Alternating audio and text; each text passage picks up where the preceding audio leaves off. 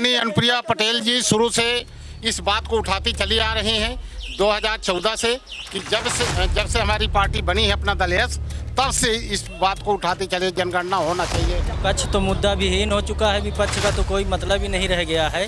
विपक्ष जो कहता है कि ये नहीं हो रहा है, वो नहीं हो रहा है, मोदी जी सब करके दिखाई दे रहे हैं। आज सोनेलाल पटेल जी इस बीच में नहीं रहे।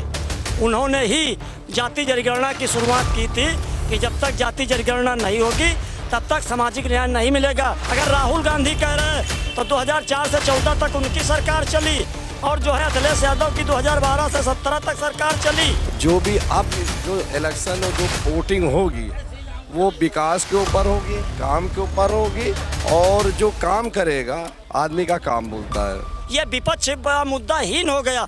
बार बार यही उंगली उठाते थे जाति जनगणना, वो भी मतलब जो है दबाव बना के गठबंधन के लोगों ने, अनुप्रिया पटेल जी ने या तमाम ऐसे गठबंधन के लोगों ने जाति जनगणना का ऐलान प्रधानमंत्री जी से करा लिया है। सच्चर कमेटी के प्रधानमंत्री जी को और ये हमने राष्ट्रपति जी को और ये उनको गृह मंत्री जी को। नमस्कार, मैं काली तिवारी आपके साथ। आप देख रहे हैं भारत की बात। आज हम मौजूद हैं लखनऊ में, जहां जनता के बीच जनता की राय लेने। जैसा कि आपको पता है कि एक तरफ पहलगाम आतंकी हमला, तो वहीं दूसरी तरफ बिहार में चुनाव, तो तीसरी तरफ जातिगत जनगणना। अब देखते हैं जनता की इन मुद्दों पर क्या राय है। आपके हिसाब से सरकार के द्वारा जो ऐलान किया गया है जातिगत जनगणना का, वो किस नज़र से आप देखते हैं? उसको हम स्वागत करते हैं, हमारी पार्टी स्वागत करती है, हमारी राष्ट्रीय अध्यक्ष जी स्वागत करते हैं।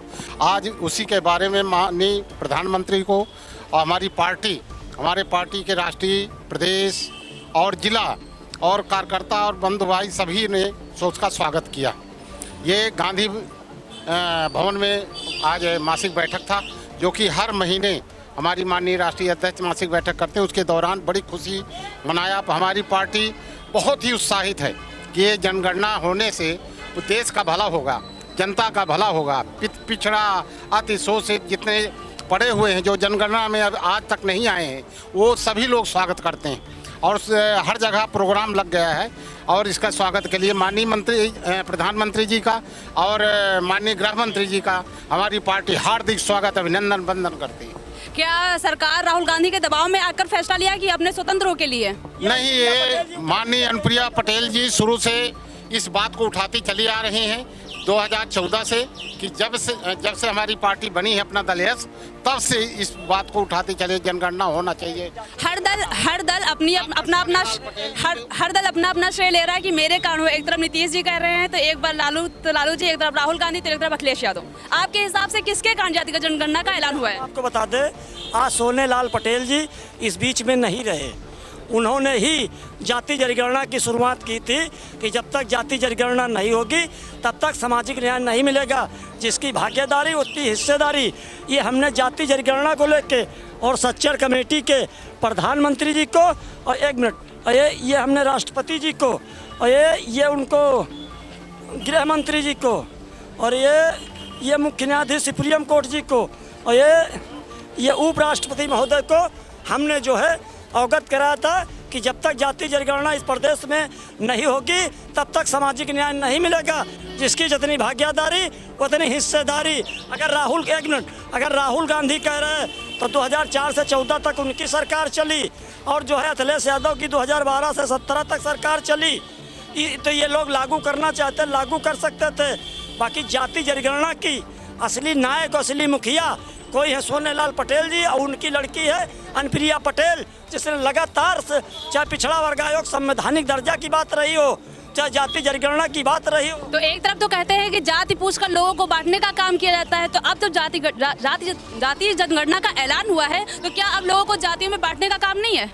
इससे ये मालूम हो जाएगा, जब पेड़ों की, जानवरों की, सबकी गिनती जब होती है तो जाति जनगणना हो जाए। इससे ये मालूम हो जाए कि कितने कौन लोग हैं। और ये अगर जाति जनगणना की असली कोई बधाई की पात्र है तो स्वर्गीय माननीय सोनेलाल पटेल जी यानी उनकी पुत्री अनुप्रिया पटेल जी, उसने लगातार निरंतर लोकसभा में उठाया और प्रधानमंत्री जी पर दबाव बनाया कि जब तक जाति जनगणना नहीं होगी तब तक सामाजिक न्याय से लोग वंचित रहेंगे। क्या जाति जनगणना का प्रभाव बिहार के चुनाव पर पड़ेगा? बिल्कुल नहीं पड़ेगा। आपको नहीं लगता कि हाँ सरकार ऐसा कुछ मतलब चुनाव के लिए कर रही है? पहले हो चुका है। हम आपको बताते हैं, ये जाति जनगणना जहाँ जहाँ हो चुकी है वहाँ वहाँ राज्य स्तर से पहले आदेश पारित हुआ था, बाकी ये जो आदेश पारित हुआ था ये भारत सरकार से पारित हुआ था। और रही विधानसभा चुनाव की, वो बंगाल और बिहार दोनों जो है भारतीय जनता पार्टी के पक्ष में और गठबंधन के निर्णय जाएगा, इसमें कोई संदेह नहीं।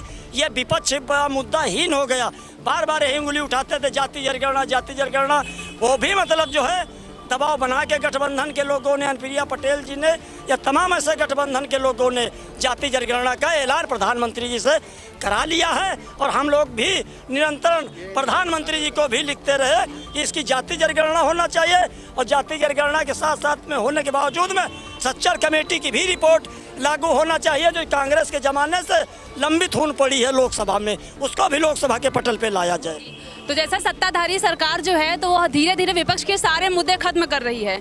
अब बचा खुचा मुद्दा था जातीय जनगणना का, वो भी खत्म हो गया। तो आपके हिसाब से अब नेक्स्ट कौन सा मुद्दा है, या विपक्ष के पास कोई मुद्दा बचा है कि नहीं बचा है? विपक्ष तो मुद्दा विहीन हो चुका है, विपक्ष का तो कोई मतलब ही नहीं रह गया है। विपक्ष जो कहता है कि ये नहीं हो रहा है, वो नहीं हो रहा है, मोदी जी सब करके दिखाई दे रहे हैं। अब तो विपक्ष केवल अंतरात्मा से अपने आप को ये दुखी मन से कहती है कि नहीं ये विपक्ष सरकार ये कर रही है या सरकार की ये कमियां हैं, वो विपक्ष अंतरात्मा से केवल अपनी सहानुभूति जनता की लेने के लिए कह रही है, और उनके पास कोई मुद्दा बचा ही नहीं है। जातिगत जनगणना आपके हिसाब से मतलब लोगों के विकास में है? नहीं, ये तो विपक्ष की मांग थी, नहीं इसका कोई बहुत ज़्यादा ना फायदा होना है ना कुछ इसका लाभ होना है। जो गणना है वो दिखाई देती है, जितने हैं चाहे सामान्य हो चाहे बीसी हो चाहे एससी हो, वो तो परस्पर ही दिखाई देता है कितने लोग हैं, और उसका आरक्षण लागू भी है। जैसे कि असदुद्दीन ओवैसी जी ने कल बयान दिया है कि जो जातिगत जनगणना है तो अगर ये हो जाएगी तो हमें पता चल जाएगा कि कौन सा समुदाय कितने मतलब नीचे, और हमें किसको विकास देने की आवश्यकता है। इस पर आप क्या कहेंगे? तो आर्थिक गणना की बात होनी चाहिए ना, जाति गणना कहाँ से आ गई इसमें? वही मैं पूछ रही हूँ। ये जो आर्थिक गणना की लोग मांग कर रहे हैं ये फालतू की बकवास है। जाति जनगणना जब तक नहीं होगी तब तक सामाजिक न्याय नहीं मिलेगी।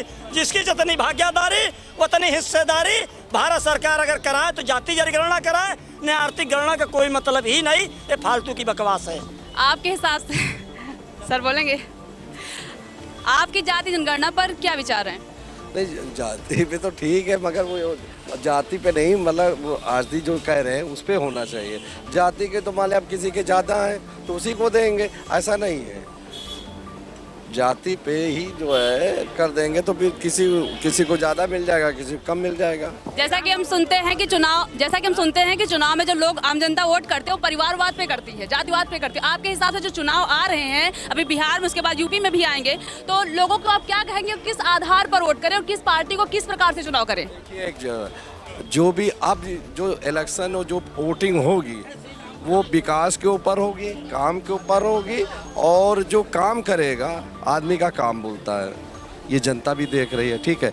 जनता कहती नहीं है, वो जो वोट जिसको देगी तो आप समझ लीजिए वो काम कर रहा है, वो जो जीत रहा है। और अभी कह देंगे तो वो लोगों को बुरा लगेगा।